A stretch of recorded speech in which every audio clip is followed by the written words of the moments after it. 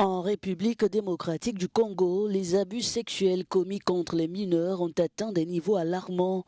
En 2025, l'UNICEF a recensé plus de 35 000 cas de violences sexuelles contre les enfants sur l'ensemble du territoire congolais. L'instabilité sécuritaire reste l'une des principales causes de cette situation.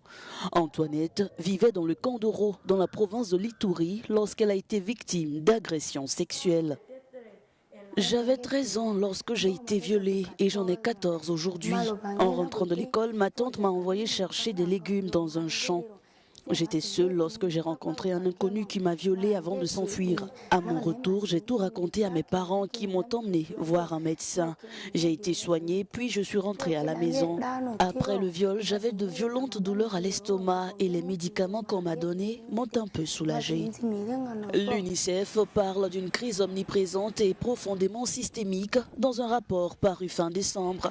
Rachel Mouizi est aide-soignante et s'occupe des jeunes filles victimes d'abus sexuels. Quand les victimes arrivent, d'abord elles sont tristes.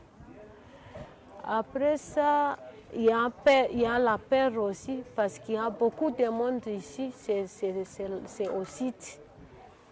Et nous voyons aussi, il y a les sentiments de culpabilité aussi qui jouent sur les victimes.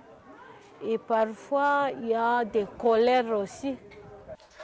Miné par la lenteur et la corruption, le système judiciaire en RDC est largement absent dans les zones rurales en proie à des conflits tels qu'Aro.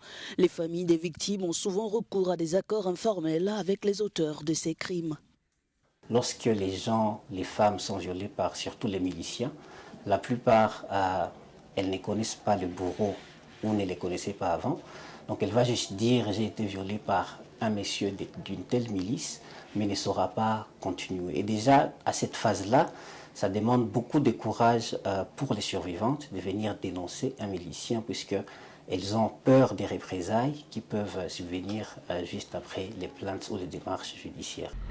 Les auteurs des agressions sexuelles n'admettent généralement pas le viol, mais acceptent de verser une certaine somme en guise de compensation.